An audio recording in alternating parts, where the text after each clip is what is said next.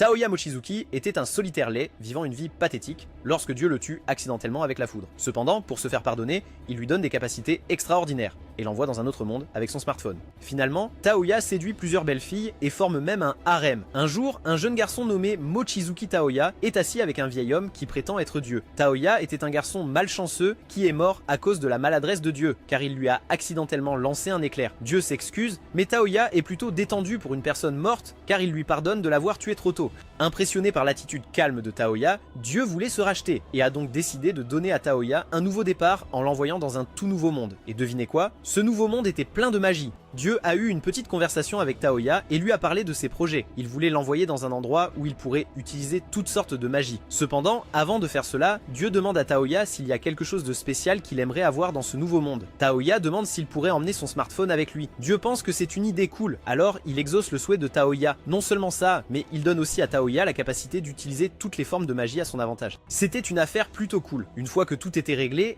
Dieu a fait sa magie et a transporté Taoya dans ce monde nouveau et incroyable de magie. Taoya se réveille dans les bois, se sentant super confus sur l'endroit où il est. Il reçoit soudainement un appel de Dieu qui lui parle de ce truc de carte cool sur son smartphone. Au moins maintenant, il ne se perdra pas dans ce nouveau monde. Taoya remercie Dieu et commence à se diriger vers la ville la plus proche. Alors qu'il marche, un marchand passe avec son chariot. Il voit les vêtements étranges de Taoya et s'arrête pour parler. Le marchand est si gentil qu'il propose à Taoya de le conduire gratuitement en ville. Et il achète même tous les vêtements de Taoya en lui donnant des vêtements normaux à la place. En plus, il lui offre quelques pièces d'or en bonus. Taoya accepte tout avec plaisir et quitte la boutique du marchand. Avant de partir, Taoya demande au marchand s'il y a un endroit où séjourner en ville. Le marchand lui parle d'une auberge appelée l'auberge de la lune d'argent. Taoya le remercie et se dirige vers l'auberge. En chemin, il entend deux dames avoir des problèmes. Il s'avère qu'elles étaient impliquées dans une mauvaise affaire. Sans hésiter, Taoya intervient, utilise une pièce d'or pour récupérer leurs affaires et met les agresseurs hors d'état de nuire comme un pro. Il s'avère que Dieu lui a donné des réflexes surhumains aussi. Après le combat, Taoya se présente et apprend que les dames s'appellent Elze et Linz. En réalité, elles se dirigent vers la même auberge, alors Taoya décide de les rejoindre. Lorsqu'ils arrivent à l'auberge, Taoya décide de rester pendant un mois entier. Il et les dames s'assoient pour un bon brunch et commencent à parler de trouver du travail en ville. Ils ont l'idée de prendre des quêtes pour aider les gens. Taoya pense que c'est un super plan et accepte de se joindre à eux. Le lendemain, ils vont tous à la guilde pour faire des quêtes et gagner des pièces. Cependant, Taoya révèle qu'il ne peut pas lire l'écriture dans ce monde, alors il demande à Elze et Linz de l'aider.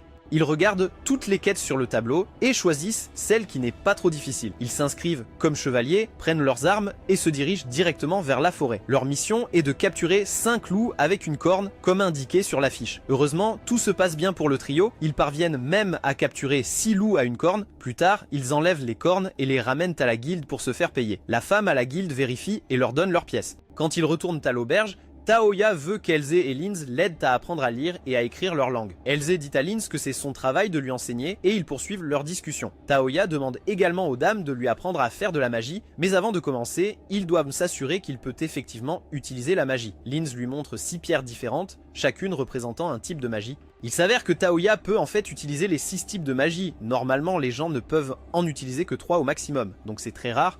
Elze et Linz sont complètement choqués lorsqu'elles voient Taoya utiliser la magie nulle, qui est le sort le plus rare dans leur monde. Il ouvre même un portail avec ça.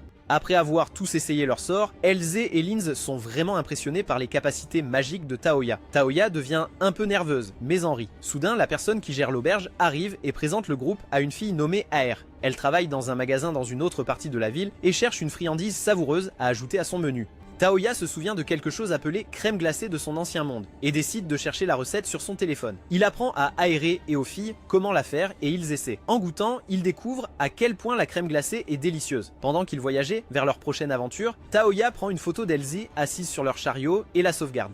Après avoir avancé un peu plus loin, ils décident de faire une pause et de se reposer. Ils étaient en fait en mission pour livrer une lettre au palais royal, mais ils avaient besoin de se détendre un peu avant de continuer leur voyage. Alors qu'ils réfléchissent à où aller, ils entendent du bruit à proximité et décident d'aller voir. En arrivant, ils voient une femme samouraï utilisant sa force incroyable pour vaincre un groupe d'hommes. Malheureusement, la femme samouraï a très faim et est attaquée par les hommes. Cependant, Taoya vient à la rescousse. Ils combattent les hommes ensemble et s'échappent dans une ruelle tranquille de la ville.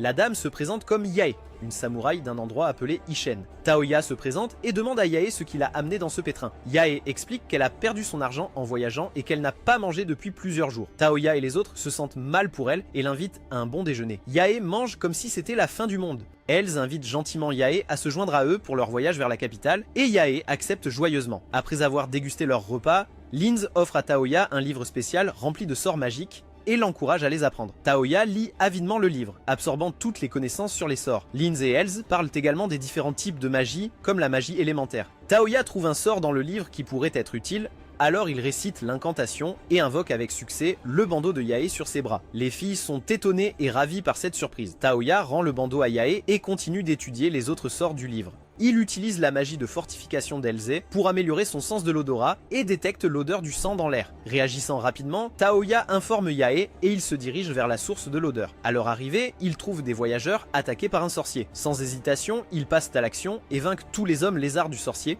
Ensuite, il tombe sur un serviteur nommé Rem, qui est gravement blessé avec une flèche dans la poitrine. Taoya utilise sa magie pour retirer la flèche et guérir Rem complètement. La fille qu'ils ont sauvée se présente comme Sushi. Elze et les autres montrent du respect en s'inclinant devant Sushi, qui est la fille d'un duc et le frère cadet du roi. Après avoir exprimé leur gratitude, Taoya et les dames décident de suivre Sushi et son groupe jusqu'à la capitale royale. Quelques heures plus tard, ils arrivent au château royal. Le père de Sushi, Alfred, qui les attend avec impatience, exprime sa plus profonde gratitude à Taoya et aux dames pendant le déjeuner. Taoya demande à Alfred s'il sait qui pourrait essayer de lui faire du mal. Alfred explique qu'il s'agit probablement d'un sorcier ou d'un bandit cherchant à obtenir de l'argent. Sushi rejoint la conversation et partage des histoires au sujet de sa mère. Lorsque Talia exprime son intérêt à la rencontrer, Alfred explique tristement qu'il ne peut pas le permettre parce qu'elle est aveugle. Cependant, s'il pouvait trouver quelqu'un qui connaît la magie nulle, peut-être que cette personne pourrait aider Hélène à retrouver la vue. Talia, qui peut utiliser toutes sortes de magie, propose d'essayer la magie nulle. Il prend le journal et rencontre Hélène dans sa chambre où il lui rend la vue avec succès. Les dames sont vraiment reconnaissantes et remercient Talia pour son aide.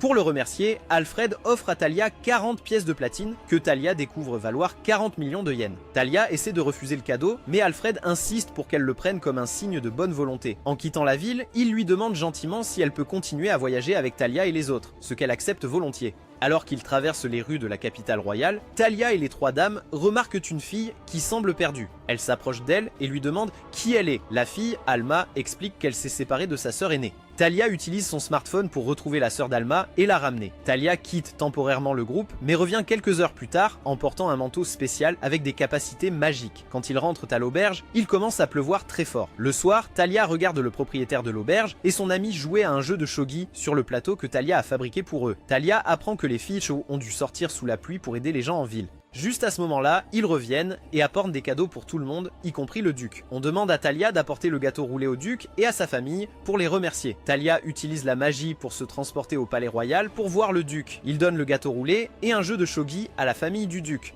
Alfred commence à étudier le jeu pendant que sa fille les regarde jouer. Finalement, Sushi s'excite et chatouille Talia jusqu'à tard dans la nuit. Le lendemain, Talia et les filles vont à la guilde pour vérifier les missions disponibles. Talia propose de combattre les gros slimes, mais les filles ne sont pas d'accord. Elles trouvent une autre mission et les filles y consentent. Elles s'inscrivent pour la mission et se dirigent directement vers la forêt. Là, elles rencontrent différentes créatures magiques et travaillent ensemble pour les vaincre. Après avoir fini, ils prennent une pause avant de chercher le trésor. Talia utilise son sort pour trouver l'ancien artefact dans un système de grottes effrayantes. Linz dégage un chemin pour eux et ils entrent tous dans la grotte sombre. Linz utilise alors son sort pour créer de la lumière afin qu'ils puissent se repérer dans la grotte. Alors qu'ils marchent un peu plus loin, ils voient d'anciennes écritures sur le mur. Talia sort son téléphone et prend des photos des écritures. Ils découvrent que les écritures sont liées à une pierre de sort terrestre.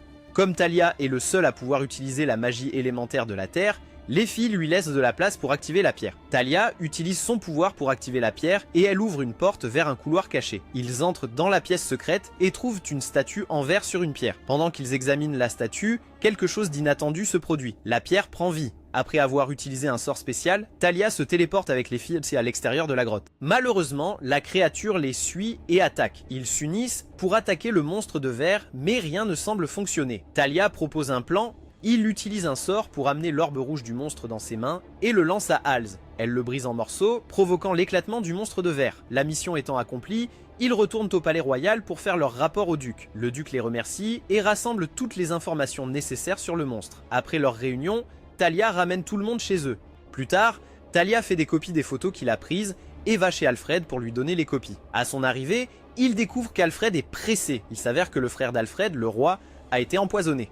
Alfred va au palais voir son frère avant qu'il ne décède et Thalia l'accompagne. En chemin, Alfred dit à Thalia qu'il pense que son frère a peut-être été empoisonné par des gens du royaume de Mizmed parce qu'ils sont en grande concurrence avec le royaume de son frère. Ils ont peut-être voulu marier la princesse Umina à leur prince en nuisant au roi. Thalia y a réfléchi sérieusement mais a décidé d'attendre et de voir par lui-même avant de dire quoi que ce soit. Lorsqu'Alfred et Thalia arrivent au palais, le comte Barça, un serviteur impoli, leur dit qu'ils ont attrapé le coupable. Le coupable est un messager du royaume de Mizmed. Alfred empêche le comte d'agir jusqu'à ce que le roi se réveille. Alfred emmène Thalia chez le roi et le laisse utiliser la magie de récupération nulle. Thalia guérit avec succès le roi et tout le monde est reconnaissant. Même la belle mage, Charlotte, vient admirer la magie de Thalia. Thalia se sent nerveuse mais accepte tous les remerciements. Maintenant que le roi est rétabli, il est temps de trouver le responsable. Ils amènent Auriga, l'ambassadrice du royaume de Mizmed, au palais pour l'interroger. Thalia connaît Auriga comme la sœur aînée d'Alma et a du mal à croire qu'elle pourrait faire quelque chose comme ça. Il demande au roi la permission d'enquêter sur la scène du crime. Lorsqu'ils arrivent, Thalia utilise sa magie pour rechercher des traces de poison. Il demande au sujet du roi et au comte Barça de venir sur les lieux du crime. Une fois qu'ils arrivent, Thalia annonce à tout le monde que le coupable est parmi eux. Le comte Barça commence à transpirer nerveusement. Thalia prend la bouteille de vin et prouve que le verre du roi était empoisonné, pas le vin lui-même. Le comte Barça essaie de s'échapper, mais Thalia l'arrête avec sa magie et le démasque. La princesse Umina est impressionnée par l'intelligence de Thalia et le fixe du regard. Après avoir exposé le comte, Thalia prend le thé avec le roi et sa famille pendant qu'ils discutent. Umina annonce Thalia comme son fiancé, ce qui le surprend. Thalia essaie de s'opposer, disant qu'ils sont trop jeunes, mais le roi et la reine disent qu'ils peuvent attendre qu'ils soient plus âgés. Thalia accepte la proposition d'Umina. Plus tard, Thalia reçoit un appel d'un dieu qui le félicite pour ses fiançailles, mais il répond brièvement et termine l'appel.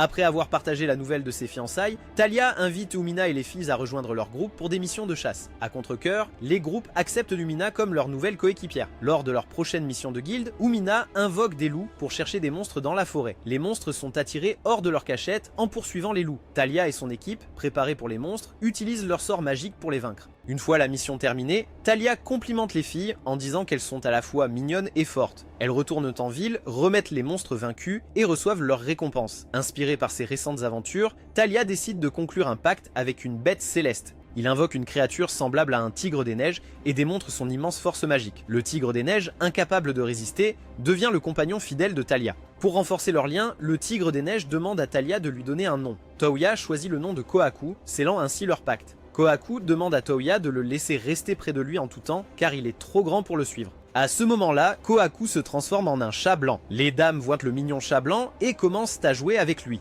Lors de leur prochaine aventure, les filles sont un peu inquiètes car elles doivent enquêter sur des monstres gluants. Ces monstres sont connus pour causer des problèmes en faisant fondre les vêtements des femmes et en les exposant à des regards indiscrets. Toya, étant un solitaire peu attrayant, encourage les filles à affronter la mission avec courage. Malgré leurs inquiétudes, les filles poursuivent leur voyage vers l'emplacement des monstres visqueux. À leur arrivée, elles explorent prudemment le bâtiment et se dirigent vers la bibliothèque pour recueillir des informations sur les monstres visqueux. Les filles font attention à ne pas marcher dans les moisissures visqueuses en chemin. Pendant que Toya et son fidèle compagnon Kohaku se battent contre les slimes verts qu'ils rencontrent, l'inévitable arrive. Les filles glissent et tombent dans la masse visqueuse, déchirant ainsi leurs vêtements. Toya utilise rapidement sa magie pour les ramener en sécurité, mais il ne peut s'empêcher de remarquer leurs vêtements déchirés. Les filles, se sentant gênées, se nettoient et donnent à Toya un coup de poing amical. Ils continuent tous leur voyage à travers le bâtiment, déterminés à trouver plus de slime. Alors qu'elles poursuivent leur voyage, les filles tombent sur des mannequins qui semblent avoir des griffes mobiles. Il s'avère que ces mannequins ont été conçus pour imiter l'apparence des griffes d'une femme. Les filles battent les monstres debout et avancent plus loin dans le bâtiment. Dans la salle du chercheur de slime, il rencontre plus de monstres de slime qui se transforment en femmes humanoïdes. Pour protéger l'innocence de Toya, les filles lui couvrent rapidement les yeux et se préparent à purifier le bâtiment avant la tombée de la nuit. Ils décident de mettre le feu à tout le bâtiment pour accomplir leur mission. Le lendemain, Toya et Kohaku se promènent en ville. Ils tombent là sur Yae, qui console une petite fille séparée de sa mère. Toya les approche et utilise la carte de son smartphone pour localiser la mère de la fille. Après les avoir réunis, Toya explique à Yae comment son téléphone utilise soit la science, soit la magie pour chercher des choses. Il lui dit qu'il peut utiliser le localisateur GPS de son téléphone pour trouver n'importe quoi dans le monde. Excité, Yae demande à Toya de l'utiliser pour trouver son frère et voir ce qu'il fait. Toya emmène Yae dans un restaurant et utilise le localisateur GPS de son téléphone pour trouver son frère.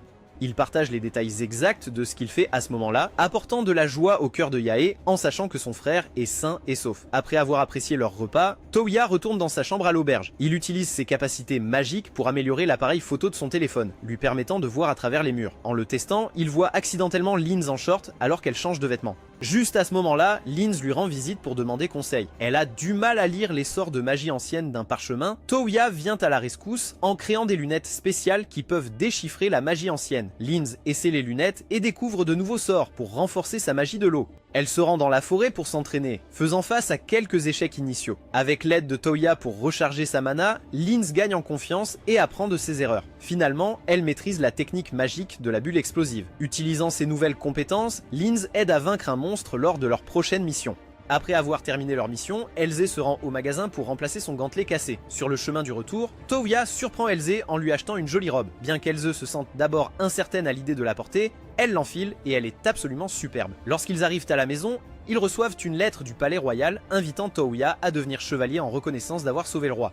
Toya se demande s'il peut refuser l'offre et Yumina explique qu'il peut, mais qu'il devra déclarer publiquement sa raison. Toya soupire, réalisant qu'il n'a pas d'autre choix que d'aller au palais. Toya refuse l'offre du roi de devenir chevalier, mais le roi veut toujours lui montrer sa gratitude. Il offre à Toya une grande maison en guise de remerciement. Toya et les filles vont à la maison pour la voir. Quand ils arrivent, Toya les invite à vivre là avec lui. Les filles sont vraiment contentes et espèrent ne pas déranger, mais Toya les rassure en disant qu'il les aime toutes comme une famille. Ils explorent les différentes pièces de la maison et passent un bon moment. Plus tard, le majordome et quelques autres membres du personnel viennent au manoir pour s'en occuper. Ils se présentent, puis s'acquittent de leurs tâches. Quelques heures plus tard, Alfred et sa fille, Sushi, viennent rendre visite à Toya dans sa nouvelle maison. Ils s'assoient pour déjeuner, et pendant le repas, Alfred demande une faveur à Toya. Il veut utiliser le sort de portail spécial de Toya pour se téléporter, lui et son groupe, dans un endroit appelé Mizmed. Cependant, Toya ne peut se téléporter qu'à des endroits où il est déjà allé, alors Alfred lui demande d'y aller d'abord. Plus tard, Toya et son groupe voyagent avec quelques guerriers courageux de Mizmedi pour atteindre la capitale. Ils se retrouvent à l'entrée de la demeure du roi avant de commencer leur voyage. Pour s'amuser un peu, Toya et les filles jouent ensemble à des jeux de société. Quand la nuit tombe, ils se rassemblent autour d'un feu de camp et Toya leur raconte une histoire. Juste au moment où ils terminent, Auriga sent que des gens malveillants se cachent dans les arbres, essayant de voler leurs affaires. Toya sort rapidement son téléphone, marque tous les bandits et utilise son sort pour les paralyser. Ils attrapent tous les bandits et réfléchissent ensuite à ce qu'ils vont faire d'eux. Pendant qu'ils parlent, Toya et les filles remarquent une connexion spéciale entre un chevalier nommé Lian et Auriga. Il semble que Lian ait des sentiments pour elle, mais il a trop peur pour lui avouer. Toya et les filles décident d'aider Lian à conquérir le cœur d'Auriga avant d'atteindre la capitale. Le jour suivant, le groupe s'arrête dans une petite ville. Toya, Yumina et Alma voient Lian regarder quelques cadeaux. Ils s'approchent de lui et lui demandent pour qui est ce cadeau. Lian ment et dit que c'est pour sa mère. Toya joue le jeu et Alma donne à Lian des conseils sur ce qu'aime Auriga. Ils partent, mais avant d'aller trop loin, ils jettent un coup d'œil et voient Lian acheter exactement la même chose. Plus tard, lorsque Toya retourne à leur chariot, il ressent quelque chose d'étrange, comme si quelqu'un les suivait. Il essaie d'utiliser sa magie pour trouver la personne, mais elle cache sa présence. Peu de temps après, il découvre Auriga portant l'accessoire pour cheveux que Lian avait acheté pour elle. Alors qu'ils continuent leur voyage vers la capitale, ils rencontrent un événement important dans la forêt dense. Il s'avère qu'un dragon était devenu incontrôlable et causait des ravages dans la ville voisine. Toya et les groupes se hâtent rapidement vers la ville pour la défendre du dragon. Lorsqu'ils arrivent à la ville, le dragon insulte Toya et sa créature. Pour lui donner une leçon, Toya immobilise le dragon et lui retire ses ailes. Cependant, le dragon continue de cracher du feu partout. Heureusement, les autres filles se joignent à la bataille et aident Toya à vaincre complètement le dragon. Juste au moment où ils s'apprêtent à célébrer, un dragon rouge, qui est le souverain de la terre sacrée, arrive pour emmener le dragon renégat. En réalisant la puissance immense de Toya, le dragon rouge s'incline et s'excuse pour le comportement de son camarade. Tout redevient normal et Toya repose sa tête sur les genoux de sa fiancée. Le lendemain matin, Toya se réveille pour découvrir que les filles ont fait un pari à son sujet pendant qu'il dormait. Bien qu'il soit confus quant à ce que font les filles, Toya se contente de rester là et de les regarder continuer leur pitrerie. Après s'être réveillés, Toya et les filles commencent à reconstruire le village que le dragon sauvage a détruit la nuit dernière. Ils donnent même des parties du dragon qu'ils ont vaincu aux villageois pour les aider à restaurer leur village rapidement. Les chevaliers de Mizmed, Lian et son ami sont étonnés par la gentillesse de Toya en aidant le village, même s'il n'a pas l'obligation de le faire. Plus tard dans la journée, le chef du village offre à Touya une dent de dragon pour le remercier de son aide précieuse. Touya veut d'abord refuser le cadeau, mais réalise ensuite à quel point il pourrait être utile pour modifier son arme. Il accepte le cadeau et poursuit son voyage avec ses compagnons vers le royaume de Miss Med. Ils atteignent la capitale avant la tombée de la nuit, où le roi les accueille chaleureusement et félicite Touya pour son courage en battant le dragon rebelle et en aidant le village. Une fois les présentations terminées, le roi de Miss Med apprend que le royaume de Touya, Belfast, souhaite former une alliance. Le roi accueille l'émissaire du royaume de Touya et propose un combat amical entre lui et Touya. À ce moment-là, il se rend compte que le roi de Miss Med aime tester la force des autres par le combat, alors Touya se prépare pour le combat. Quand le match commence, Touya utilise intelligemment sa magie spéciale pour faire trébucher et tomber le roi, mettant fin au match. Cependant, le roi n'est pas satisfait de ce résultat et insiste. C'est lors d'une revanche. Cette fois, les choses deviennent vraiment sérieuses entre Touya et le roi. Touya essaie quelques sorts de son livre, mais le roi est trop rapide pour lui. Pendant le match, le roi utilise un sort spécial appelé Axel, qui le rend super rapide. Touya parvient à esquiver l'attaque et utilise le même sort pour augmenter sa propre vitesse. Ils se déplacent tous les deux si vite qu'ils disparaissent, et tout ce que vous pouvez voir sont des éclairs de leurs épées qui s'entrechoquent. Finalement, Touya montre sa force et vainc le roi. Plus tard dans la nuit, Touya et ses amis vont à un dîner chic organisé en leur honneur. Touya sort son smartphone pour prendre des photos des belles dames dans leurs robes élégantes. Le roi s'intéresse au téléphone de Touya et lui demande de prendre aussi sa photo. Touya accepte mais se fatigue après avoir pris beaucoup de photos. Il décide de faire une pause à l'extérieur du hall et voit un ours en peluche marcher dans le couloir. Curieux, il le suit et découvre Len, une fée aînée de 6 ans, assise dans une pièce sombre. Après les présentations, Len révèle un programme de sortilège spécial qui a fait bouger l'ours en peluche. Touya comprend rapidement le sortilège et impressionne Lien. Elle lui demande d'être son apprenti, mais Touya décide de s'enfuir. Plus tard, lorsqu'il est au lit, il a l'idée d'utiliser un programme similaire pour créer une nouvelle arme. Le lendemain, Touya, Linz et Yumina vont dans les bois avec les crocs du dragon. Touya utilise un sort spécial pour créer une arme à feu et des balles à partir du croc. Il utilise ensuite un autre sort pour que l'arme se recharge automatiquement. Au début, ses tirs ne sont pas précis, alors il fait quelques ajustements pour améliorer la visée de l'arme. Linz et Yumina veulent aussi des pistolets, donc Touya leur montre un catalogue en ligne pour choisir. Touya modifie également son pistolet pour le transformer en épée quand il veut. Après leur moment amusant dans les bois, Touya et les dames retournent en ville. Ils trouvent un restaurant et se préparent à déguster un délicieux curry, qui est le plat traditionnel de Miss Med. Cependant, juste avant d'entrer dans le restaurant, Touya remarque deux personnes les observant. Il communique rapidement avec sa bête et se précipite vers les espions. Ils essaient de s'enfuir, mais Touya les poursuit et les assomme. En faisant cela, il touche accidentellement l'un des talents de l'espion et réalise qu'ils étaient suivis par des femmes. Les dames expliquent qu'elles ont été mandatées par le roi pour les surveiller. Comprenant la situation, Touya les laisse partir. Il retourne au restaurant et commence à manger le plat, mais à sa surprise, il s'avère être très épicé. Le lendemain, Touya utilise un sort spécial appelé Portail pour téléporter le roi de Belfast et Alfred au palais de Miss Med.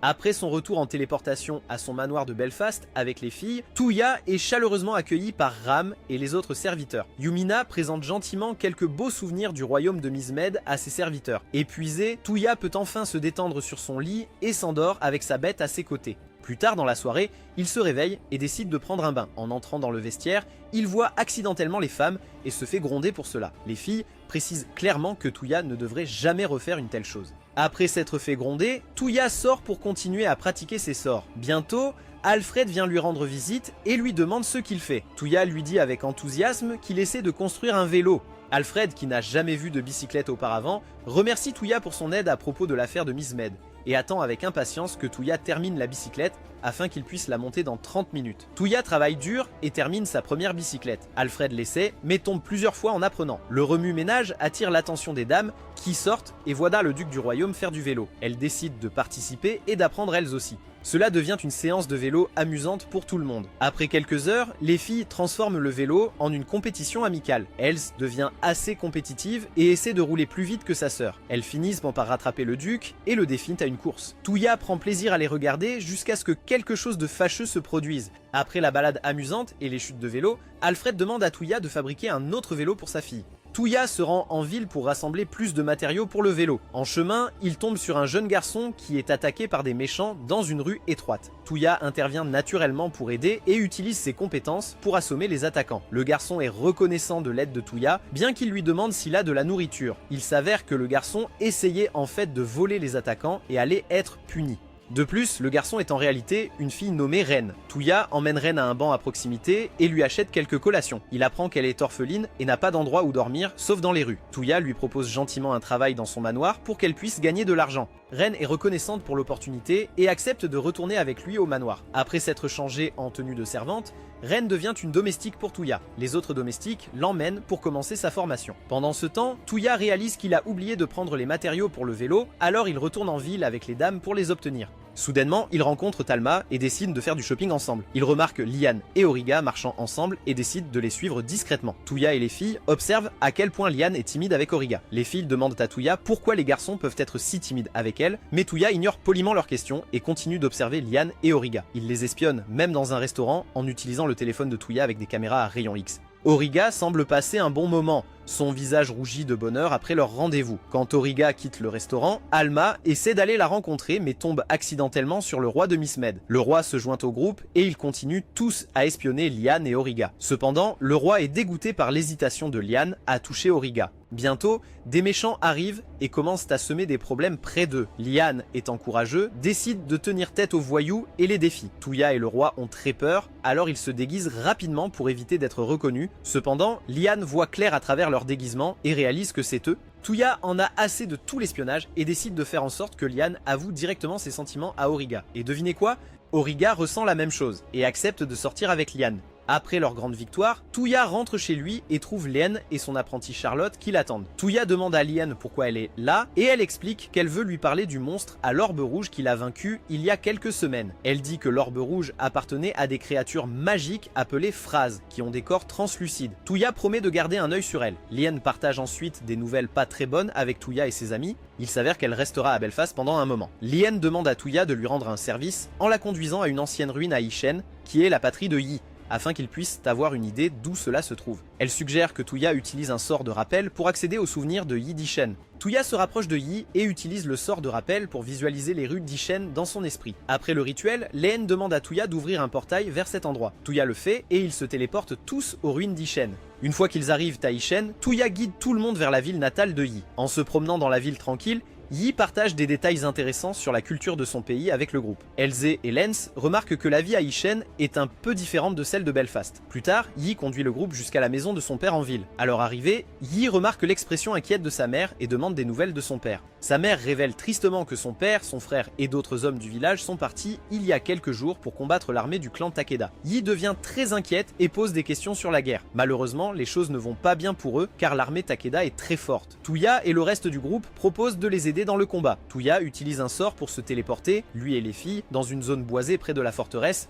Yi devient agité et demande à Touya de l'emmener chez son frère. Alors qu'il s'approche de la forteresse, Touya sent le danger et décide d'y aller en premier. Quand ils arrivent, Jutaro, le frère de Yi, et quelques soldats confrontent Touya, lui demandant qui il est et d'où il vient. Touya se présente comme l'ami de Yi et utilise sa magie pour téléporter tout le monde à l'intérieur de la forteresse. Yuhua se réunit avec son frère et Jutaro exprime sa gratitude à Touya pour son aide. Il assure à Yi que leur père est en sécurité en protégeant le roi. Touya utilise ensuite sa magie pour guérir les soldats blessés. Il interroge Jutaro sur l'armée de Takeda qui assiège la forteresse. Jutaro explique que les soldats ennemis se sont transformés en zombies et ne peuvent être vaincus qu'en brisant les masques sur leur visage. Sans hésitation, Touya utilise sa magie pour éliminer tous les zombies de Takeda devant la forteresse. Les soldats acclament la victoire et expriment leur gratitude envers Touya pour les avoir sauvés. Au bout d'un moment, le chef Tokugawa arrive pour remercier personnellement Touya et son groupe pour leur aide contre l'armée de zombies. Ils discutent de sujets sérieux, révélant que le véritable chef du clan Takeda est déjà décédé. L'armée de zombies était en fait dirigée par un stratège de magie noire. Cependant, ils n'ont pas encore confirmé la nouvelle et promettent de continuer l'enquête. Soudainement, Tsubaki, une guerrière au service du général Kusaka,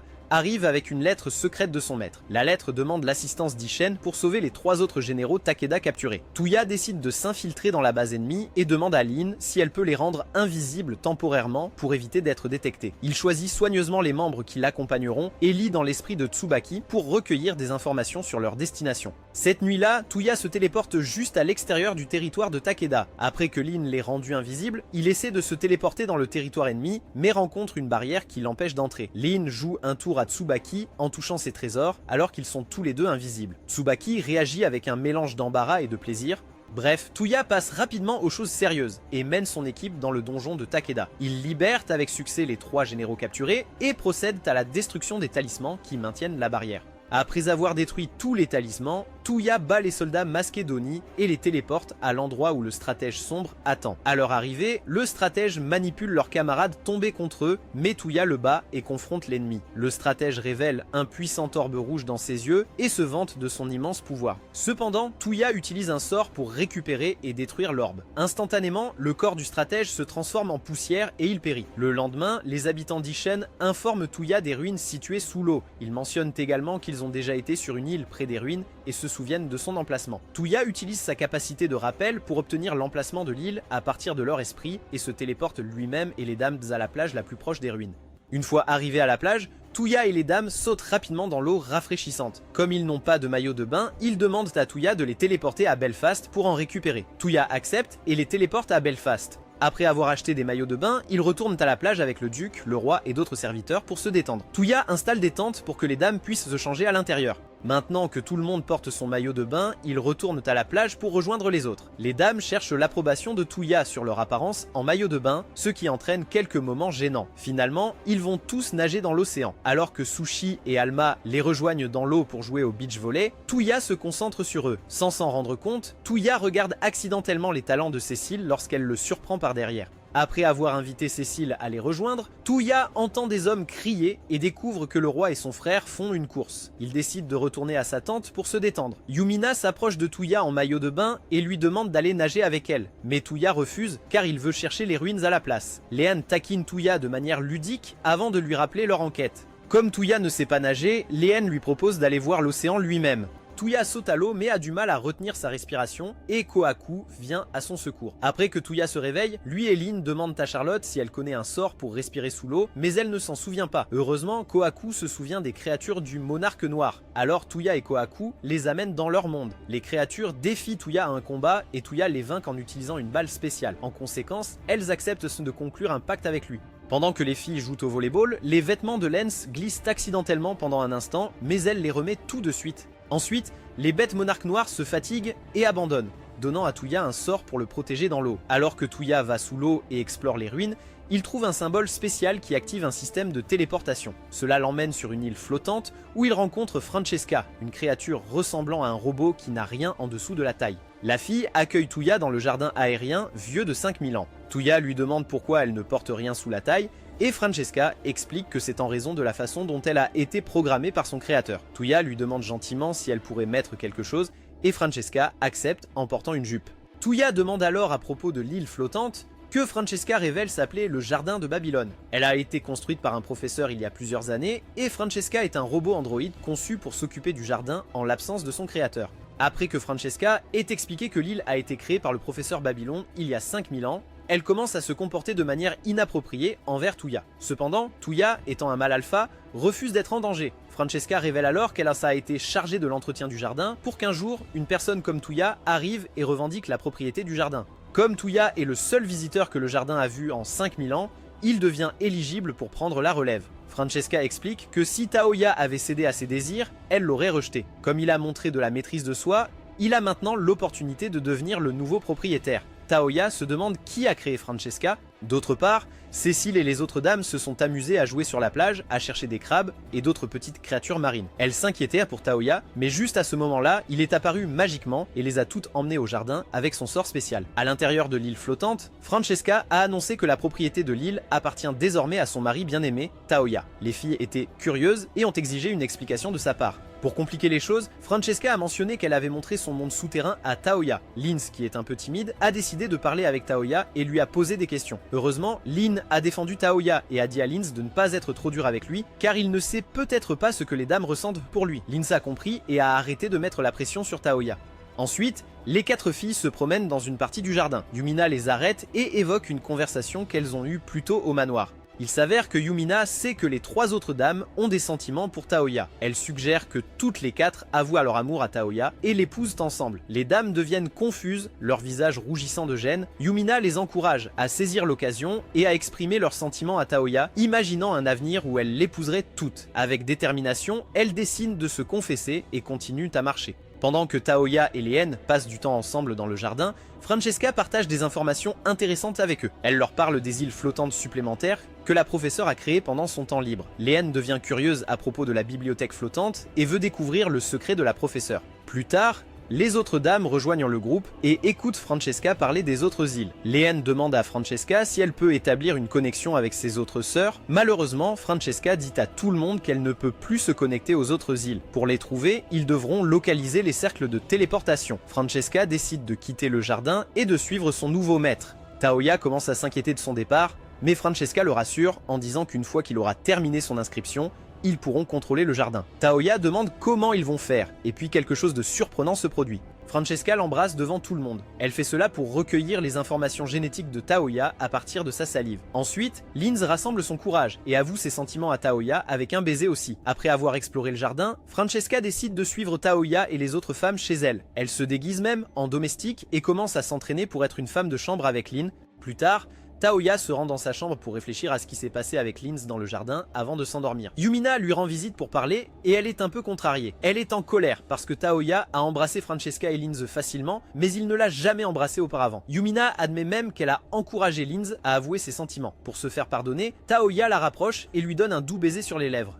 Après le baiser, Yumina demande à Taoya ce qu'il pense de Linz. Taoya explique que même s'il n'est pas amoureux de Linz, il l'aime et la valorise beaucoup. Soudain, Linz apparaît dans la pièce, mais elle a été invisible et a tout regardé depuis le début. Taoya va vers elle et lui avoue ses vrais sentiments. Linz apprécie son honnêteté et le prend dans ses bras. Yumina se joint également et embrasse son futur mari avant de partir. Avant de s'endormir, ils demandent à Taoya un baiser, alors il embrasse leur front. Le lendemain, Elze réveille Taoya et l'emmène dans la cour extérieure. Elle et Yi veulent avoir une petite confrontation avec Taoya. Ils lui disent que s'il gagne, il doit écouter leurs demandes. Mais s'il gagne, ils reculeront et cesseront de parler de leurs sentiments pour lui. Ils disent quand même que Taoya ne peut utiliser aucun sortilège magique pendant le combat.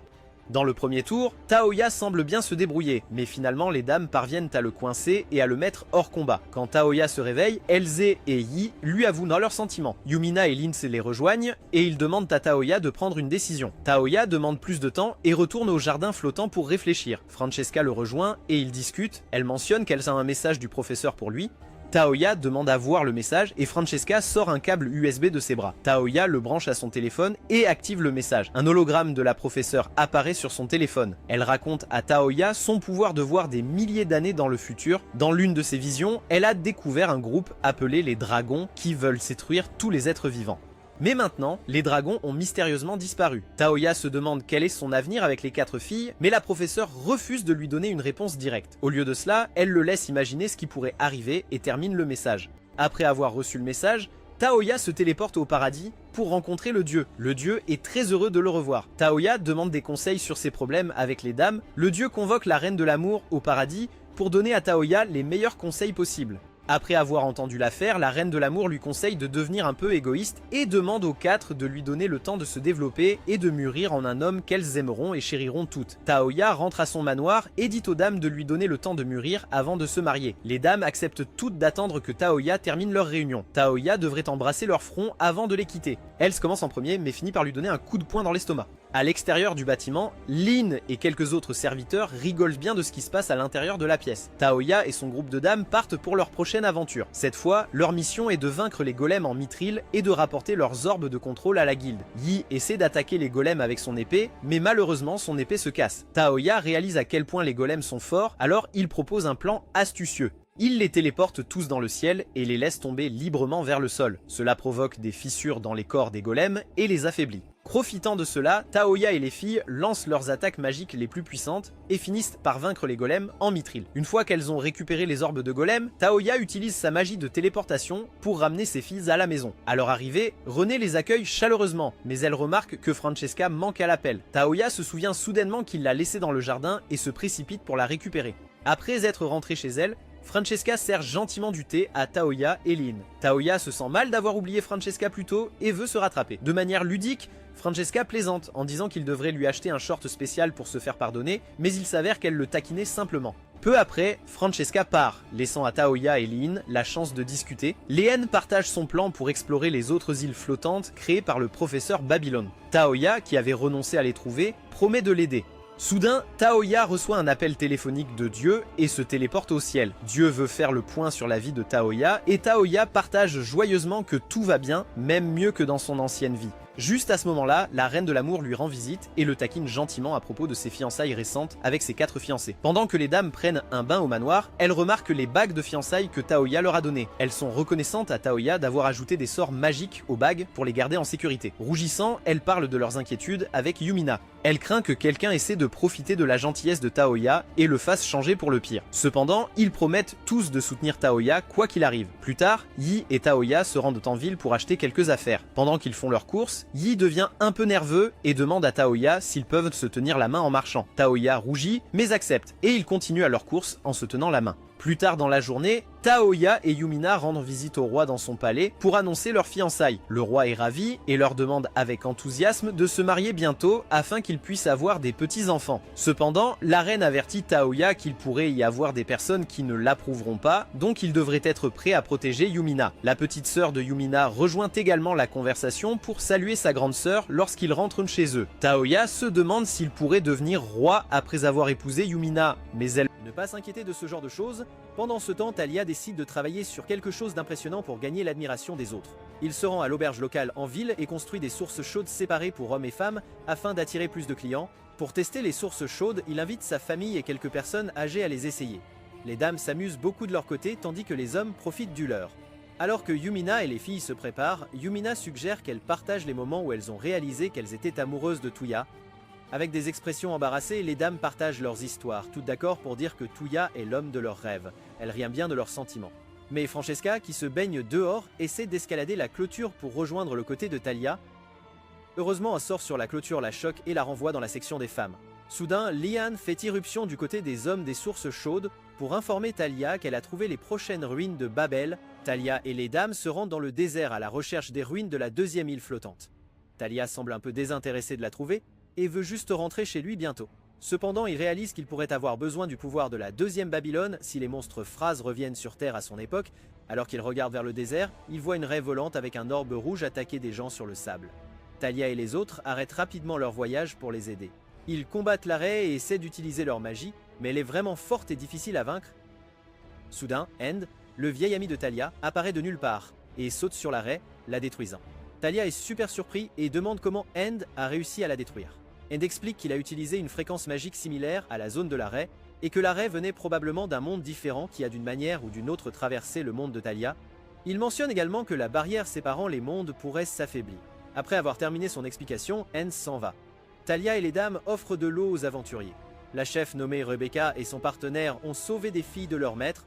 Talia demande où elles veulent aller et Rebecca dit qu'elles doivent d'abord retirer les colliers du cou des filles pour qu'elles puissent être vraiment libres. Talia sourit et utilise un sort pour enlever les colliers. Yumina suggère que les filles viennent à Belfast pour commencer une nouvelle vie et tout le monde est d'accord. Talia les téléporte ensuite à Belfast. Quand ils rentrent chez eux, Lian interroge Talia sur End. Il s'avère que Talia a croisé End alors qu'il achetait des bagues de fiançailles. Talia a aidé End à payer ses affaires car il ne pouvait pas utiliser une vieille pièce. Lin se méfie d'End et avertit Talia d'être prudent avec lui.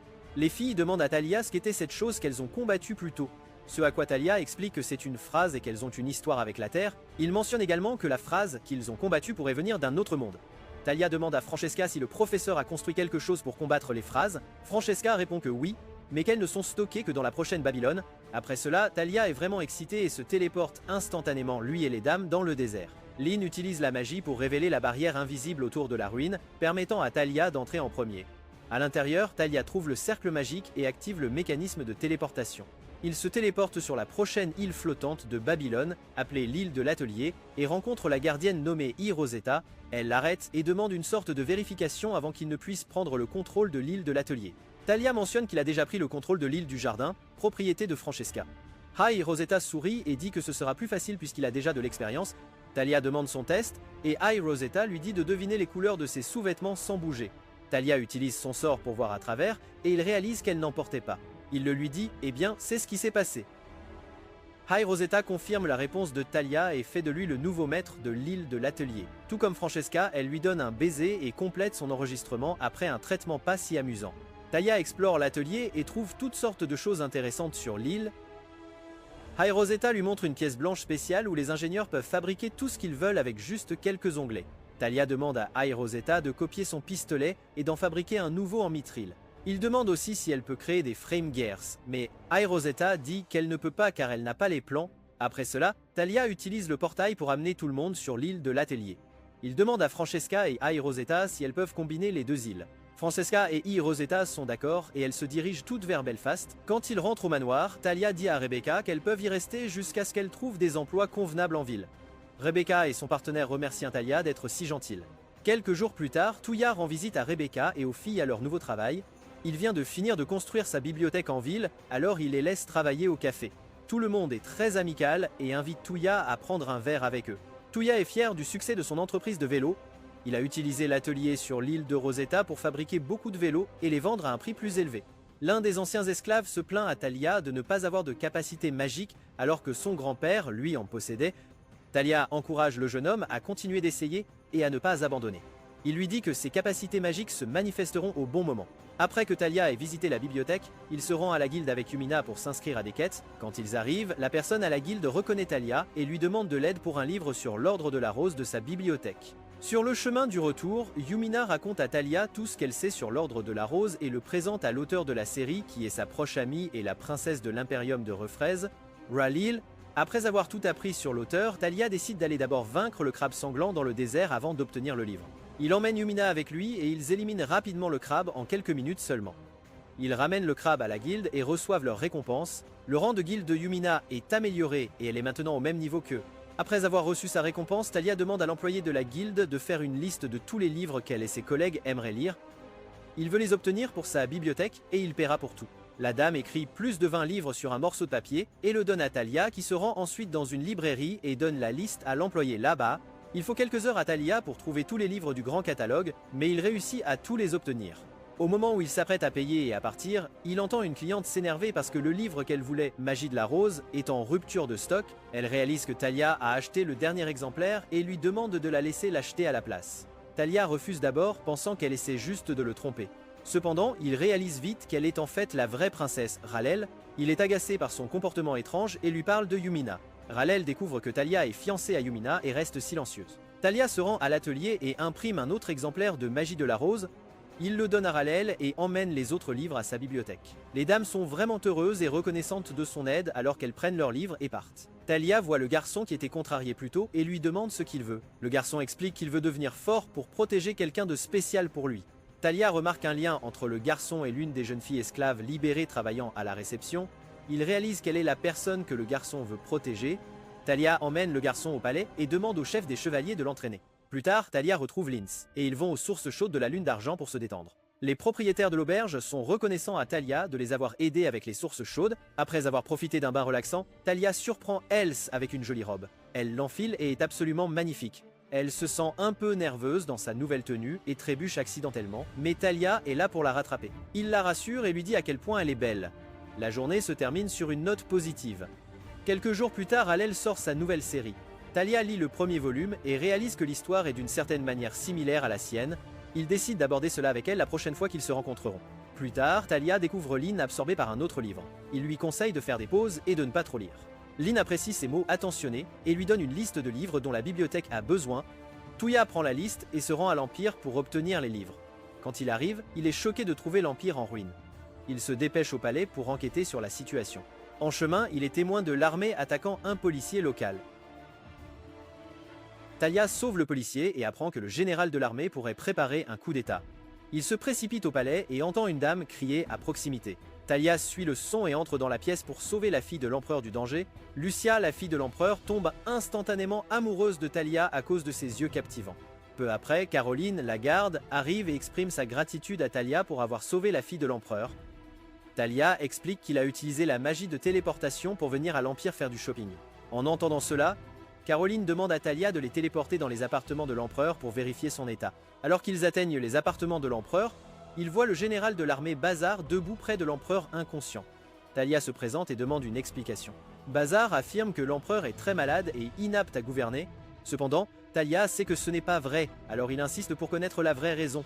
Le général révèle son plan de faire la guerre aux 3 nations alliées, Refraise, Belfast et Mizmad. Talia le défie, le mettant en garde contre le pouvoir de ces nations. Cependant, Bazar a une arme secrète.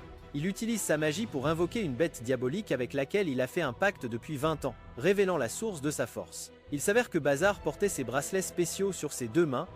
Un bracelet pouvait le protéger des attaques magiques, tandis que l'autre pouvait le protéger des attaques physiques. Et pour aggraver les choses, la bête qu'il avait invoquée pouvait aussi annuler les attaques magiques. Touya réalisa qu'il ne pouvait pas simplement se lancer dans un tel combat, alors il décida de battre en retraite. Il utilisa sa magie de téléportation pour ramener tout le monde à son manoir à Belfast. Là, Touya expliqua tout ce qui s'était passé à l'Empire à ses fiancées. Elles étaient toutes inquiètes de savoir comment affronter un adversaire si puissant, mais Touya les assura de ne pas s'inquiéter et qu'il avait un plan pour vaincre le général. Après leur discussion, Talia présenta Lucia à ses fiancées. Quand Yumina mentionna qu'elle était la fiancée de Talia, Lucia ne sembla pas très heureuse. Yumina remarqua sa réaction et décida de la défier. Quand Talia est absent, il demande à rencontrer le roi de Belfast et lui raconte ce qui se passe dans l'Empire. Mais avant d'entamer des discussions sérieuses, le roi fait une blague amusante sur le fait de faire de Talia le prochain héritier du trône. Talia a vraiment peur car il ne veut jamais être roi. Après avoir entendu le plan de Talia pour vaincre Bazar, le roi lui donne la permission de procéder. Talia se rend ensuite à l'atelier pour parler à Rosetta des armes de Bazar. Rosetta se souvient avoir eu des objets similaires dans l'atelier, mais ils pourraient avoir été perdus ou égarés. Quand Talia retourne à son manoir, il découvre que l'empereur est réveillé. Alors que tout le monde se rassemble autour de l'empereur pour parler de la défaite du général, Lucia demande à Touya s'il pourrait utiliser sa magie pour l'aider à retrouver son frère. Touya utilise son sort de rappel sur Lucia et obtient une image de son frère. Une fois qu'il a l'image, Touya le reconnaît et trace sa position à l'aide de son smartphone. L'empereur se souvient de cette zone comme étant le manoir du général Roméo. Heureusement, le prince impérial est en sécurité. Passant à la tâche importante suivante, Talia dit à l'empereur que lui et les filles s'occuperont de vaincre Bazar. Le lendemain, Talia invoque ses bêtes, et il se dirige vers l'Empire. Pendant que les dames et la bête s'occupent des gardes, Talia affronte la bête magique de Bazar. Étonnamment, il utilise un sort pour rendre les choses plus lourdes et immobilise la bête de Bazar avec Axel. Ensuite, Talia piège Bazar dans une cellule de verre visqueuse, le faisant suffoquer et s'évanouir. Ce fut une manière amusante et inattendue de vaincre le général. L'Empire retourne à son royaume et s'adresse formellement à son peuple. Le prince impérial est réuni avec sa famille, et Talia retourne auprès de ses filles. Lucia les rejoint et découvre à quel point il est amusant d'être fiancé à Talia. Un jour, l'empereur invite Talia à déjeuner avec lui pour lui montrer sa gratitude d'avoir aidé à vaincre Bazar. Pour le remercier, l'empereur décide d'offrir la main de Lucia en mariage à Talia. Cependant, Talia n'est pas content et essaie de trouver un moyen de refuser les fiançailles. Yumina intervient et parle en son nom, acceptant la proposition. Talia n'a d'autre choix que d'accepter Lucia comme sa nouvelle fiancée. Ainsi, Talia a maintenant une 5e épouse, ce qui rend les autres dames très heureuses. Cependant, Talia lui-même n'est pas aussi ravi car il a maintenant plus de responsabilités à gérer. Il parle au roi, qui lui parle de la terre que l'empereur veut lui donner. Le plan est de faire de Talia le souverain d'un nouveau royaume appelé Brunhild, ce qui lui sera bénéfique ainsi qu'à son mariage avec Yumina et les autres. Talia accepte de devenir monarque et retourne à son manoir. Ses épouses sont excitées par ses nouvelles réalisations et lui demandent comment il compte nommer le nouveau royaume. Talia choisit Brunhild et les dames aiment le nom. Elle suggère de garder le manoir comme base à Belfast au lieu de le téléporter vers le nouveau royaume. Plus tard, Lucia arrive dans sa nouvelle robe et se joint à la réunion de famille. Elle suggère de construire un château sur la terre pour faire de Touya un véritable souverain. Tout le monde est d'accord et ils vont à l'atelier pour travailler avec Rosetta. Elle explique quels matériaux ils auront besoin, et ils se souviennent d'un vieux château abandonné où ils peuvent trouver des fournitures. Talia utilise sa magie pour construire le château en utilisant ces matériaux. Ils visitent tout le château pour la première fois, et Lian les rejoint et se sent tout de suite chez elle. Les serviteurs installent leur poste de travail, et Talia s'assure qu'il y a un portail de téléportation entre le château et le manoir à Belfast. Il le teste avec Rina et finit par être convoqué au palais du roi. En arrivant là-bas, Talia découvre que la nouvelle de la construction de son nouveau royaume s'est répandue et que Rigric Rayfraise souhaite également le voir. Alors Talia l'y emmène. Il commence à réfléchir aux activités amusantes qu'il peut avoir à l'intérieur du château, et il finit par créer toutes sortes de jeux et même un spa. Plus tard, Tsubaki vient rendre visite à Talia et demande à rejoindre son royaume. Elle lui parle de la situation avec le pays de Takeda. Talia accepte de les laisser tous faire partie de son royaume. Il rencontre les gens, qui sont très reconnaissants, et parle de la construction de toute la nation avec Maître Kusaka, qui devient l'urbaniste de Brunhild. Avant qu'on ne s'en rende compte, Brunhild passe d'un simple château à quelques maisons pour les nouveaux citoyens, tout cela grâce à la magie de Talia. Lucia trouve un peu difficile de s'adapter à sa nouvelle vie de fiancée de Talia, mais elle parle de ses inquiétudes avec les autres dames, qui la rassurent. Elle prépare un déjeuner à emporter pour Talia et le rencontre en ville, où il le récupère et savoure son repas. Talia invite des monarques d'autres royaumes à visiter son château. Et ils passent une journée fantastique remplie de plats délicieux, de boissons, de jeux et de magnifiques feux d'artifice la nuit. Finalement, Talia surprend Lucia en lui offrant sa bague de fiançailles, apportant tant de joie à son visage alors qu'il la lui passe au doigt et lui tient la main. Talia et son groupe partent en voyage pour trouver la prochaine ruine de Babylone. Quand ils arrivent, ils découvrent une étrange structure avec un trou dans sa tête. Talia entre bravement dans le trou et se retrouve à l'intérieur des ruines. Utilisant un cercle magique, il se téléporte à l'aile d'alchimie de Babylone, dirigée par Bellflora. Un robot à l'apparence unique, il dit à Bellflora qu'il a déjà pris le contrôle de l'atelier dans le jardin et qu'il est maintenant là pour prendre le contrôle de l'aile d'alchimie. Bellflora est ravie et veut tester si Talia est apte à gouverner. Elle lui prend la main et la pose sur la sienne, puis l'embrasse pour compléter son enregistrement. Cela transfère officiellement la propriété de l'aile d'alchimie à Talia. Talia explore l'aile d'alchimie avec Bellflora, qui explique comment elle mélange la magie et la matière pour créer des créatures. Ensuite, Talia amène ses dames à l'installation, où Lynn et Elle sont surprises par l'apparence de Bellflora. Bellflora mentionne en plaisantant son interaction avec Talia, rendant les filles jalouses. Une fois que Talia revendique l'aile d'alchimie, il retourne dans son royaume et apprend un nouveau sort appelé Vol. Il le maîtrise rapidement et y ajoute même quelques touches personnelles. Plus tard, Talia utilise un sort de lévitation pour emmener Lynn au plus haut étage de son château, puis utilise son sort de vol pour explorer son petit royaume. Après un certain temps, Talia reçoit un appel du dieu, et à l'autre bout se trouve la reine de l'amour. Elle l'appelle pour le féliciter de son nouveau statut et niveau. Après l'appel, Talia se rend chez les parents de Yaé pour les informer de ses fiançailles. Étonnamment, le père de Yaé donne sa bénédiction sans aucune restriction. Ensuite, Talia rencontre l'oncle de Lynn et Els qui soutient également leur mariage. Après la réunion, Talia parle avec un jeune dans la maison qui lui demande s'il peut vaincre un ours tonnerre. Talia demande plus d'informations et apprend que les ours tonnerres terrorisent les villageois. Talia se dirige vers la forêt, vainc tous les ours tonnerres qu'il peut trouver, et puis se rend à la bibliothèque où il rencontre End à nouveau. Talia s'assied avec lui et lui demande des informations sur les phrases. End explique que les phrases sont des créatures d'un autre monde à la recherche du noyau du roi, qui émettent un son qui les attire. Cependant, le son d'un battement de cœur humain couvre le signal du noyau, donc les phrases doivent tuer des humains pour réduire le bruit. On révèle qu'il cherche également des phrases pour détruire leur source avant l'arrivée des plus avancés. Après avoir partagé cette information, N s'en va. Après cela, Talia se rend à l'atelier et demande à Rosetta si elle peut fabriquer plus de frame gears. Rosetta explique qu'elle ne peut pas actuellement car cela nécessite trop de matériaux. Le mieux qu'ils puissent faire maintenant est de rassembler tous les matériaux qu'ils peuvent trouver. Talia retourne à son manoir et discute de la question avec ses bêtes. Elle suggère de former un pacte avec l'empereur des flammes, qui peut l'aider à rassembler les matériaux nécessaires. Talia se rend dans sa cour et invoque l'empereur des flammes avec l'aide de ses autres bêtes. Il lui demande de former un pacte et elle accepte immédiatement. Talia la nomme Kujioku et elle se transforme en petit oiseau se perchant sur son épaule. Elle envoie un message à tous les oiseaux de la région pour qu'ils recherchent d'autres ruines de Babylone et fassent rapport dès qu'ils en trouvent une. Touya se réveille par une belle matinée et voit Yumina dormir à côté de lui. Il lui dit bonjour et se souvient soudain qu'elle n'était pas là quand il s'est couché. Il demande à Yumina pourquoi elle est sur son lit. Yumina explique qu'elle voulait passer du temps avec son fiancé car il a été très occupé par la construction de la nation. Talia est surpris et tombe du lit, réalisant à quel point il devait être fatigué pour ne pas l'avoir remarqué entrer dans la pièce. Yumina part ensuite changer de vêtements. Plus tard ce matin-là, Talia décide de se détendre dans sa cour pour avoir un peu de temps seul. Soudain, la bête de flamme passe en volant et lui rapporte les informations d'un des oiseaux éclaireurs. Il semblerait qu'ils aient découvert un endroit ressemblant aux ruines de Babylone. Talia rassemble les filles et elles discutent de leur prochain voyage vers la nouvelle Babylone. Les filles sont curieuses de ce qu'elles pourraient rencontrer en chemin. Elles partent à l'aventure et tombent sur un monstre rhinocéro. Les filles chargent courageusement le monstre et le défont rapidement. Talia les observe, émerveillée.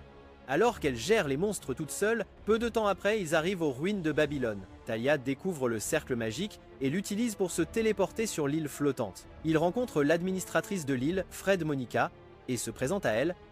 Au début, Fred Monica tente de l'attaquer, mais Talia parvient à esquiver ses mouvements. Elle le défie ensuite en combat pour prouver sa force. Cependant, Talia utilise astucieusement un sort pour la faire trébucher et tomber à plusieurs reprises jusqu'à ce qu'elle abandonne. Impressionné par ses compétences, Fred Monica nomme Talia nouveau chef du hangar de Babylone. Quand Talia découvre le hangar, il est vraiment excité et demande à Fred Monica de lui faire visiter. Elle l'emmène voir le tout premier engin à cadre du monde, et Talia est fou de joie à cette vue. Il se prépare avec enthousiasme à piloter l'engin. Cependant, Fred Monica brise l'enthousiasme de Talia en révélant que les engins à cadre ne fonctionnent pas réellement. Talia est déçue, mais Fred Monica suggère alors de demander l'aide de Bellflora au département d'alchimie. Talia retourne au manoir et découvre qu'ils ont besoin d'une grande quantité de pierres de sort pour rendre les engins à cadre fonctionnels. Utilisant son téléphone, Talia localise des pierres de sort à proximité et commence à les extraire. Finalement, ils parviennent à activer les engins à cadre et se préparant à les piloter. Cependant, avant d'en essayer un vrai, Rosetta crée un simulateur d'engins à cadre pour que Talia puisse s'entraîner. Talia apprécie sa prévenance et entre dans le simulateur. En quelques minutes seulement, il apprend à utiliser l'engin à cadre et s'engage même dans une bataille avec un autre en chemin.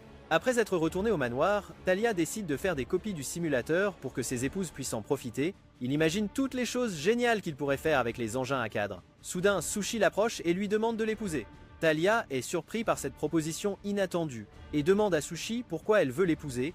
Il s'avère que Taouya devait contracter un mariage arrangé avec le prince Zabun, connu pour être une personne horrible. Talia réalise qu'il ne peut pas laisser Taouya être avec un tel homme et lui promet de l'aider. Il discute de la situation avec ses autres épouses et elles sont toutes d'accord que marier Sushi est la bonne chose à faire. Talia cherche des conseils sur la façon de gérer la situation dans le royaume de Lania et certaines des filles suggèrent des mesures extrêmes. Cependant, Talia décide de rendre visite à Alfred et d'avoir une conversation à ce sujet. Alfred explique à Talia que Zabwim s'en tire avec son mauvais comportement parce qu'il est le fils du Premier ministre. Il révèle aussi que le roi de Lenia n'a pas vraiment beaucoup de pouvoir et suit simplement ce que dit le Premier ministre. Cependant, il y a une lueur d'espoir. Alfred parle à Talia d'un autre prince né d'une concubine. Talia demande immédiatement à rencontrer ce prince. Quand le prince, Cloud, arrive, Alfred l'informe que Sushi est déjà fiancé à Talia, donc Zabien ne peut pas l'épouser. Cloud salue respectueusement Talia et procède ensuite à partage tous les détails avec Alfred et Touya. Il s'avère que Cloud est le deuxième prince de Lénéa. Cloud continue de partager des nouvelles choquantes. Il s'avère que sa mère, qui était censée être malade, est en fait retenue captive par le premier ministre Wardak. Le premier ministre et son fils Zabun ont un plan diabolique pour marier Zabun à une princesse et faire de lui le nouveau souverain de Lénéa. Alfred, en entendant ces plans diaboliques, passe à l'action. Il convoque une réunion avec d'autres dirigeants pour discuter du soutien à Cloud. Après de nombreuses discussions, les dirigeants de Miss Med et Belfast acceptent d'aider Cloud à reprendre son royaume. Touya propose un plan, il se téléporte lui-même avec les filles à Lénéa, avec Touya restant caché, tandis que les dames restent invisibles. Ensemble, ils suivent Cloud jusqu'au palais pour confronter son frère Zabun. Zabun demande à propos de Sushi, mais Cloud lui dit qu'elle est déjà fiancée à quelqu'un d'autre. Cela rend Zabun furieux et il gifle Cloud tout en le rabaissant. Zabun veut que Cloud répande de vilaines rumeurs sur Touya et Brunhild pour ruiner la réputation de Touya et faire reconsidérer à Sushi son mariage avec lui.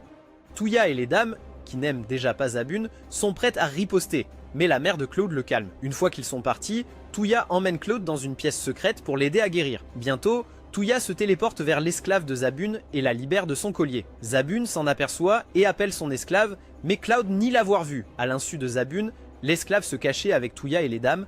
Zabun voit Wardak et lui demande s'il l'a vue. Wardak lui dit de tuer l'esclave si elle s'échappe. Zabun rétrécit le collier, mais Touya l'a déjà enlevé, sauvant la fille. Ils entendent Wardak et ses fils planifier d'utiliser Cloud pour faire la guerre aux nations voisines. Au coucher du soleil, Touya se téléporte lui-même, les filles et Cloud à la tour où sa mère est détenue. Après s'être retrouvés, Touya les ramène à Belfast. Marquis Coupe, le véritable premier ministre de Lénéa, est leur prochaine cible. Il prévoit de l'arrêter et de retirer à Zabun son droit au trône. Le lendemain, Touya s'infiltre dans le palais de Lénéa tout en restant invisible. Wardak ordonne aux gardes de rechercher la mère de Cloud. Touya parvient à entrer dans la même pièce que Wardak et la femme du roi tout en étant invisible. Il enregistre leur plan pour renverser le roi et éliminer sa lignée. Touya montre les preuves à ses filles, au roi et aux fonctionnaires. Lors d'une réunion pour annoncer le successeur, le roi nomme Cloud comme le prochain roi, choquant Wardak et la femme du roi. Il conteste la décision, mais Touya présente les preuves, les exposant. En guise de punition pour trahison, le roi les condamne à mort. Il laisse les affaires entre les mains de Cloud. Wardak et son peuple sont vendus comme esclaves. Touya rentre chez lui avec sa nouvelle épouse, Sushi, acceptant sa mignonnerie. Touya et ses dames assistent au mariage de Lion et Orika. Leurs parents remercient Touya d'avoir réuni leur famille. Touya discute avec ses futures épouses, Sushi et Yumina, qui lui demandent leur propre projet de mariage. Touya dit qu'il y pensera plus tard. Yumina propose qu'ils passent plus de temps ensemble pour renforcer leurs liens. Touya hésite, mais les filles expriment leur solitude lorsqu'il est occupé. Pour se rattraper, Touya les emmène s'amuser. Ils s'habillent tous et sont magnifiques. Touya complimente leur tenue et les emmène à la refrise. Ils font du shopping pour des cadeaux, puis vont dans un restaurant pour manger. Ensuite, ils tombent sur des affiches concernant la sortie du prochain livre de Reliel. Ils commencent à imaginer de quoi pourrait parler l'histoire quand ils sont soudainement confrontés à des voleurs affamés. Les dames s'occupent rapidement des escrocs et continuent leur voyage. À l'approche du soir, Touya avoue qu'il aime passer du temps avec toutes ses épouses, alors elle l'entraîne avec enthousiasme vers leur prochaine destination. En cours de route, ils se rendent compte qu'ils ont oublié Sushi. Elle se fâche et fait promettre à Touya de l'emmener à leur prochain rendez-vous. Le lendemain, Touya tient sa promesse et emmène Sushi pour une journée pleine d'amusement. Il trouve un bel endroit sur une pelouse près de Brunhild et s'assoit. Sushi rappelle à Touya de réfléchir à toutes les bonnes choses qu'il a accomplies en si peu de temps. Touya est fier de ses réalisations. Soudain, il reçoit un message de Belleflora l'informant qu'elle a réussi à extraire le liquide éther des pierres. En un éclair, Touya et ses dames arrivent au Frame Gear et Yi a la chance de le monter pour la première fois. Touya est sur le point de monter ensuite, mais Elzé le devance. Plus tard, Touya se rend à l'atelier de Babylone pour récupérer sa toute nouvelle arme, une épée entièrement faite de matériaux Frame.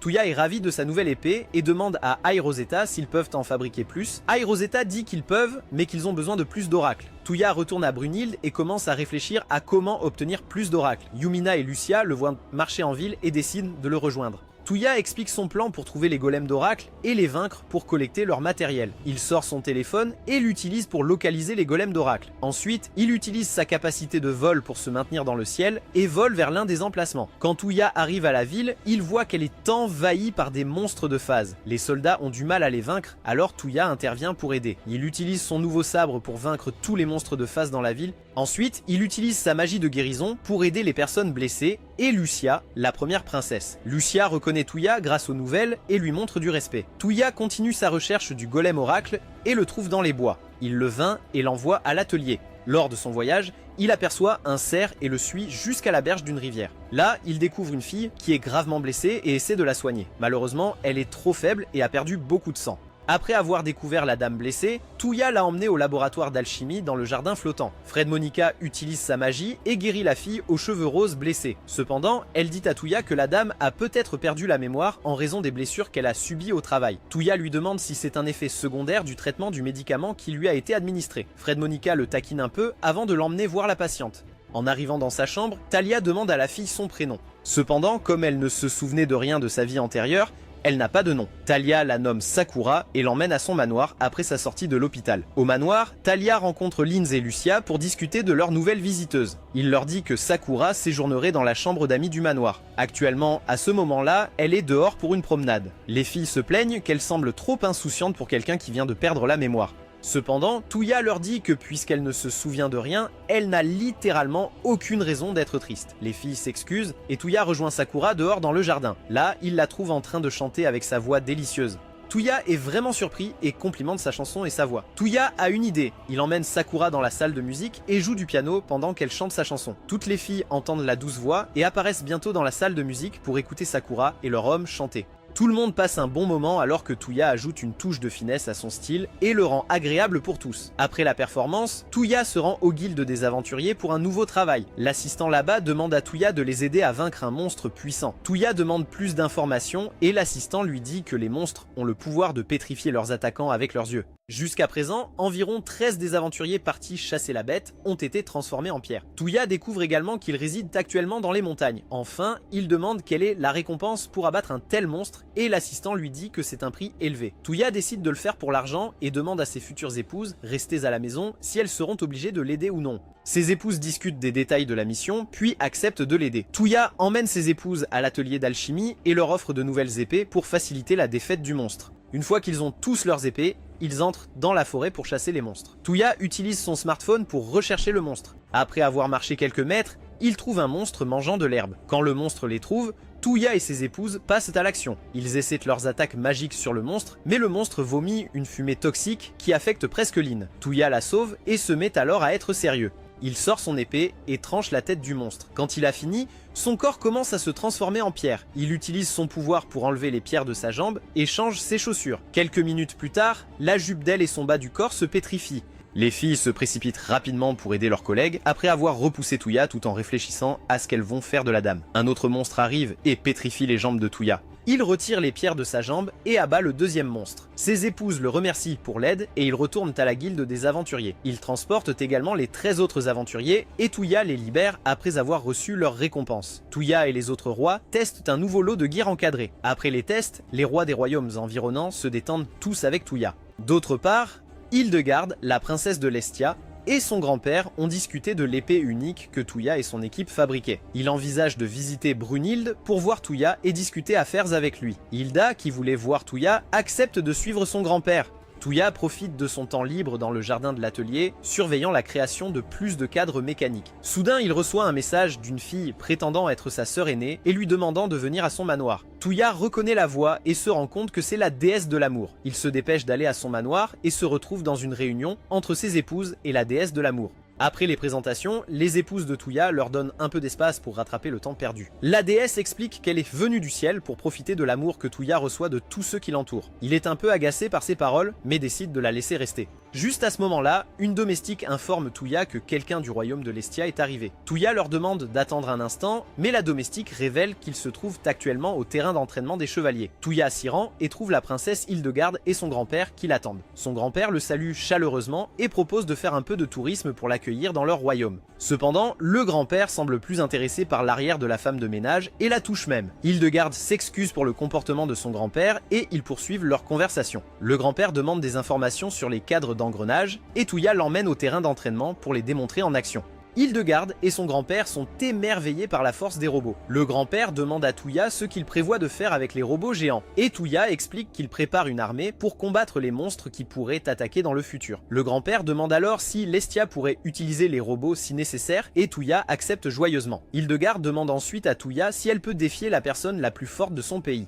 Touya organise un combat entre Hildegarde et Yi, sa femme la plus forte, dans l'arène. Après un combat sérieux, Hildegarde parvient à vaincre Yi dans un match amical. Cependant, Hildegarde découvre qu'elle n'est qu'une des nombreuses épouses de Touya, ce qui la rend confuse car elle avait prévu de lui avouer ses sentiments. Yi et la déesse de l'amour interviennent et aident Hildegarde à exprimer son amour pour Touya. Soudainement, de nulle part, Hildegarde devient la 7e épouse de Touya. Elle est ravie de rejoindre le groupe de femmes mariées, mais Touya, comme d'habitude, est perplexe. Le grand-père d'Hildegarde intervient et refuse de laisser partir sa petite fille sans se battre. Le grand-père d'Hildegarde la met au défi de se battre et si elle gagne, elle peut épouser Touya. Avant le combat, les autres épouses accueillent chaleureusement Hildegarde dans leur groupe et apprécient la connexion que son royaume apporterait. La déesse de l'amour intervient et demande à Hildegarde de partager comment elle est tombée amoureuse de Touya. Avec timidité, Hildegarde raconte à tout le monde la première fois que Touya l'a sauvé des monstres dans son pays. Elle a été tellement impressionnée par son sang-froid et sa force qu'elle est tombée amoureuse de lui au premier regard. Les filles applaudissent pour cette belle histoire tandis que la déesse continue de profiter de l'amour autour d'elle. Les filles rappellent à Hildegarde son match avec son grand-père et l'encouragent à gagner pour qu'elle puisse les rejoindre. Quelques minutes plus tard, Hildegarde et son grand-père se disputent. Au début, il semble que son grand-père soit en train de gagner, mais ensuite Touya joue un petit tour. Il invoque une dame en maillot de bain, ce qui distrait le grand-père de Hildegarde et lui permet de prendre le dessus.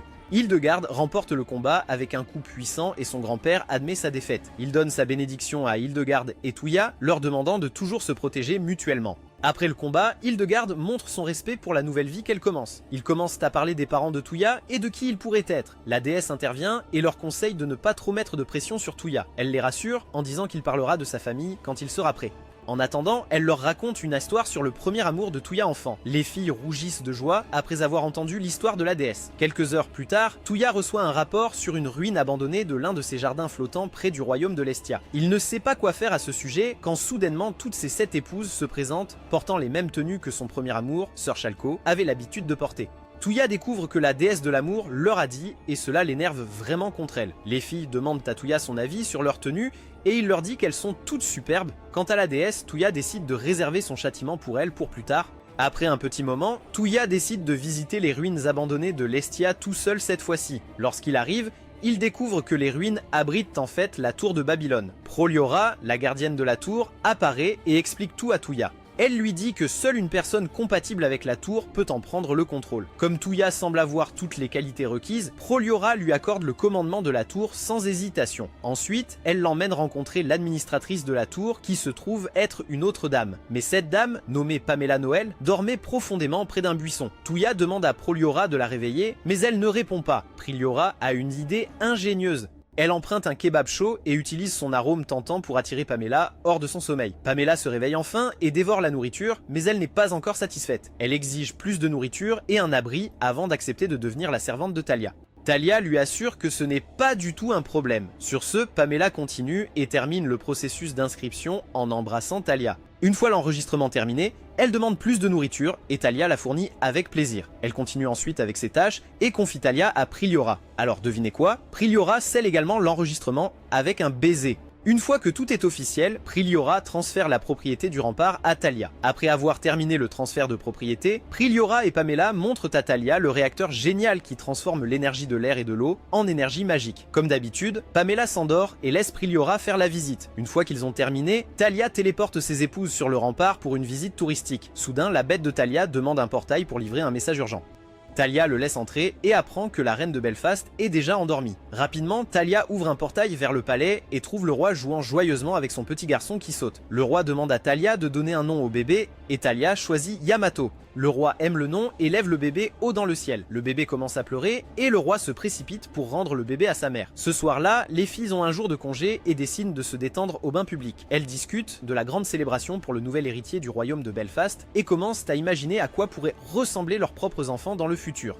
Soudain, juste devant la maison de bain, les administrateurs de Thalia l'informent que son destin est d'avoir jusqu'à 9 épouses. Cette nouvelle bouleverse complètement Thalia, surtout qu'il a déjà du mal à rendre cette femme heureuse. Même ses serviteurs commencent à envisager de l'épouser alors que Thalia est absolument stupéfait par tout cela. Plus tard, les filles s'habillent toutes et se rangent devant Thalia. Elles sont curieuses de savoir de quoi il parlait avec ses serviteurs. Thalia essaie d'empêcher Priliora de révéler le secret sur le fait d'avoir 9 épouses, mais les filles le repoussent et entendent tout de Priliora. Lorsqu'elles découvrent que leur mari pourrait avoir plus de femmes, elles sont vraiment surprises. Linz demande à Thalia de les ramener au manoir pour qu'elles puissent avoir une discussion appropriée sur sa punition. Au manoir, les filles discutent un peu et décident de le laisser partir. Cependant, pour avoir tenté de leur cacher des choses, il le condamne à leur donner un baiser sur la bouche. La reine est très choquée et leur dit de finir les préparatifs pour la cérémonie de nomination du prince. Ensuite, il les embrassera tous. Les filles sont d'accord avec lui, alors elles continuent les préparatifs. Plus tard dans la nuit, Thalia et les autres profitent du feu d'artifice et servent de la nourriture populaire pour célébrer la naissance du prince. Thalia se sent très reconnaissant pour tout ce qu'il a et commence à embrasser les filles. Linz, Sushi, Lucia et les autres le prennent assez bien. Cependant, Hildegarde s'évanouit de gêne et Yi et Elzé frappent Thalia dans le ciel une fois qu'il a fini d'embrasser toutes ses mariées.